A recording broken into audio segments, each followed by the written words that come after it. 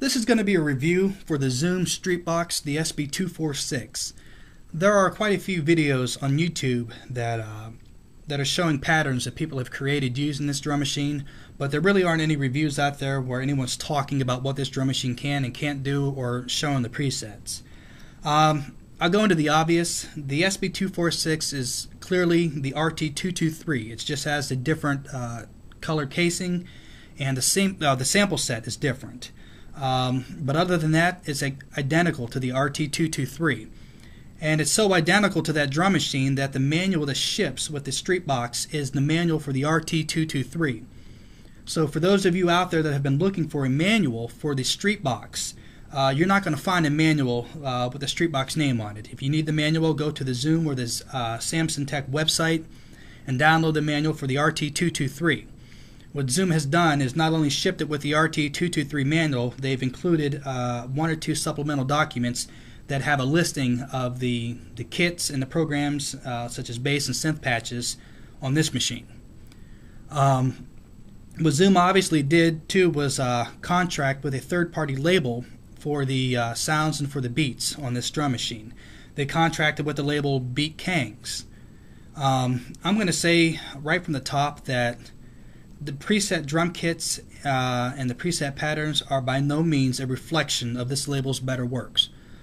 Some of the patterns, I swear, you would think that the Beat Kangs label waited until the last minute to put some of these patterns together and just rushed it out at like 5 minutes before the due date. They're that bad.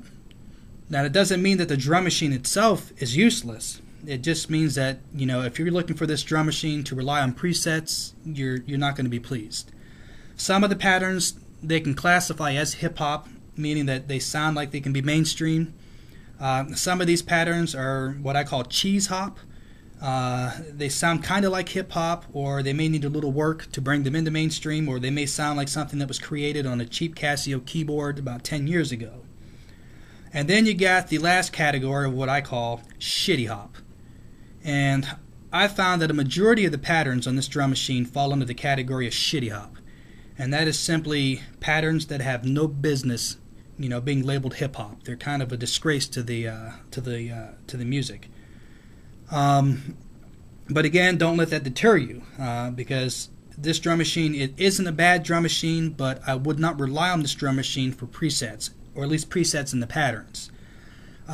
It's got some pretty decent drum kits. And each of the drum kits have 3 different banks, and as with all Zoom drum machines, all you have to do is press the bank button, and you can toggle back and forth between the 3 different banks. You've got, I believe, 13 velocity sensitive pads, and these pads also function for other things as well. You can press the function button, and for example, the pad that would normally have a clap, by pressing the function button, you can access the quantize settings. The layout is very easy to understand. It's really easy to record your own beats on this as well. It's got some effects. You got some comp EQ effects, and you got some reverb. They're not by any means professional, you know, but they're pretty decent, and they add a little twist to some of the patterns you create. Like, you can put some pretty decent delays on some of the snares and the claps. One thing that does bother me about this drum machine is I will give Zoom props for contracting out to a third-party label. You know, I think that was a very smart move, seeing as Zoom doesn't typically make these type of drum machines. But what I have a problem with is when Zoom, a company who makes drum machines like this that are closed systems, meaning that you can't upgrade this thing in any way, you can't change the samples, you can't add a sampler or anything, you're pretty much stuck with what's in here. It's a what you see is what you get type package.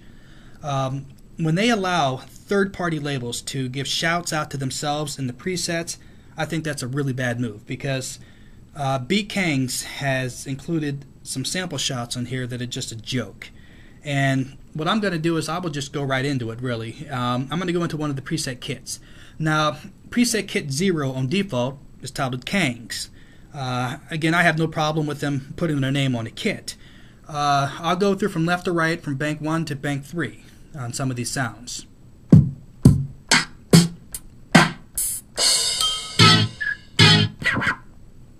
That right there, that's a joke. That doesn't belong there. Here's bank 2.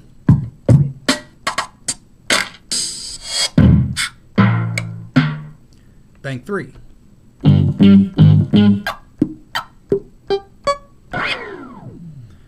Alright, it's not too bad, you know. That's one of those kits that has a lot of potential, and the good thing about this drum machine is you're not really stuck with the presets as they are. You can edit the individual drum kits, and you can go in and you can adjust the pan level of each of the pads, you can adjust the tuning, the volume level, and you can even adjust the individual effects setting to each of the pads. You'll notice that I skipped over pad extra 1 and extra 3, and I did that for a reason. This is what I was talking about when I said I have a problem when these drum machine makers allow these third-party labels to give shouts out to themselves. Listen to these two samples. Beat K's. I'll play that again. Beat K's. Seriously, what in the hell are we supposed to do with that? You know? I mean, what the... Zoom, if you put out another Streetboxx, do yourselves a favor and don't allow the third-party label to give a shout out to themselves. You know, save that space for a better sample, you know. I'm going to go into another drum kit here. This is the preset kit number 1.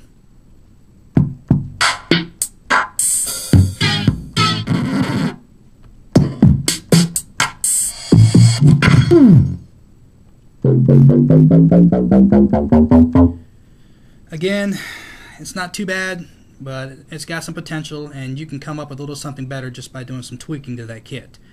I'll go to preset number 2.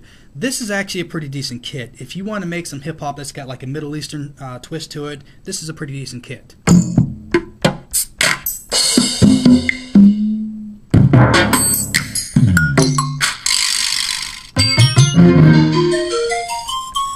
Okay, that's not too bad. I will say that some of the claps are pretty good. The record scratchings are just plain shit. You're not going to use them. A lot of the hi-hats are pretty decent. It's got some pretty good bass drums as well. Some of the bass drums are pretty low, and I'm not going to be able to show those in this video because I doubt the microphone on my camera is going to pick those up. And again, like I said, you can edit those drum kits and you can make your own.